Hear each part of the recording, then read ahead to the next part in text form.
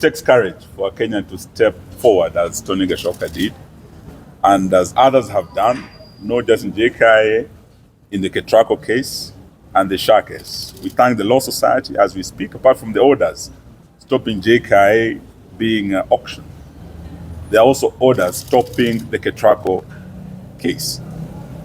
We are still looking for orders, and I thank Senator Okiya Omtatah in the Shah case. What we are saying today to William Ruto, all Adani deals must be dropped.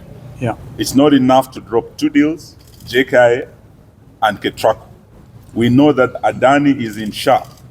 In fact, the proper name for that should be Adani Shah. That too must be dropped because it's equally tainted by fraud, by corruption, and it should face the same fate as this. So let's thank all the Kenyans who have come out, Senator Onyonka and all those who raised Amenya, those who raised the real whistleblowers. The young man with one tooth who walked to JKIA akisema Ruto ameuzia airport yetu Muhindi. That young man is a hero. We celebrate him too. And we urge Kenyans as we enjoy our Christmas that the war is not over. We'll come back in January to continue fighting for them. Well done. Thank you very much. There's actually very little to add because you were all present in court before Justice Barasa. And the effect of the proceedings today, the net result is conservatory orders remain in place. Have actually been granted. Have actually been granted today, and they remain in place regardless of what may have been said by William Ruto in Parliament. You had some discussion about what was actually cancelled. All right, whatever was cancelled, those things need to be brought before the court, and therefore we remain seized and want to assure Kenyans that we are seized of this matter. And one of the things that in fact we want to do is to do a further affidavit by the petitioner and bring for record purposes and for purposes of taking what in law is called taking judicial notice of the indictment of Adani in the United States of America under the Foreign Corrupt Practices Act, so that this matter is also reflected in our domestic situation. So this Adani deal is not just about Kenya, because when it was media everywhere, BBC, everybody had Kenya brought on focus that this whole matter had to do with high-level corruption.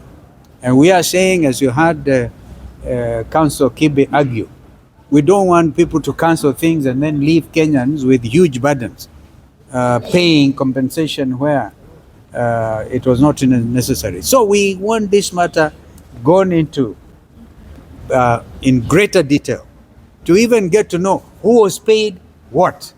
It is very important because under the indictment in the United States, the amounts were elaborated, $265 million, and what was paid to Indian officials.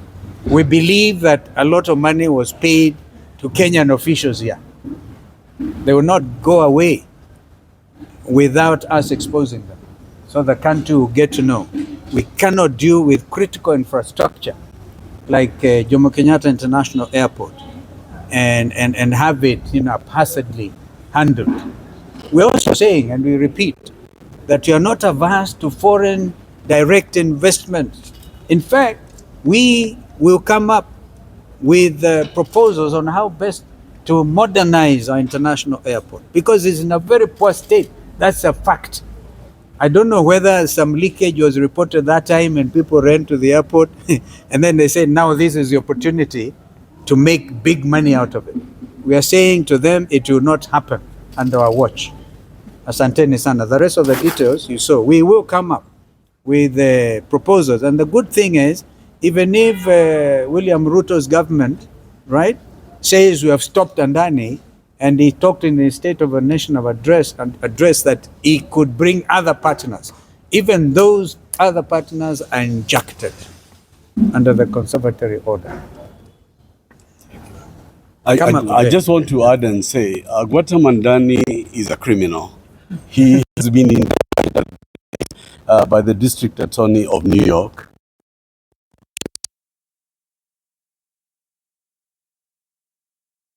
Largest solar project in India in the amount of 34 billion shillings, as Senior Counsel Kalonzo Musyoka has said, $265 million for a project of $2 billion. If you were to do a mathematical calculation, that amounts to 10% of what Kitu Kidogo and Adani paid the government officials of India. The Jomo Kenyatta International Airport, our pride and joy, the project was valued at over 268 billion shillings. We have no doubt, certainly as petitioners in this matter, that over 2.6 billion shillings has already been paid to Kenyan officials, because that is how Adani operates. The second issue, which is most worrisome, and Kenyans need to understand, American investors were cheated by Adani by taking the project that he had signed with the Indian government corruptly to get money from investors in the US, over $3 billion. He's been indicted because American lenders and individuals invested $3 billion for him to do the project. So Adani was signing the Jomo Kenyatta International Airport to take our title deed and our heritage, to mortgage it and take it abroad. What kind of judgment is William Ruto making? Had Adani been given this airport and gone bankrupt in 2 years, what would have happened to the Jomo Kenyatta International Airport? We cannot allow a man to play gamble with the Kenyan people. Ruto has no judgment, he has no capacity and no authority to hold our sovereign will, and we must challenge this so we stop him from any other project, Kentraco, Chaff, and all of them. What judgment is this government making if they can choose Adani? We must tell the country no. And all those who raised Amenya, those who raised the real whistleblowers. The young man with one tooth who walked to Jkia akisema Ruto ameuzia airport yetu Muhindi. That young man is a hero. We celebrate him too.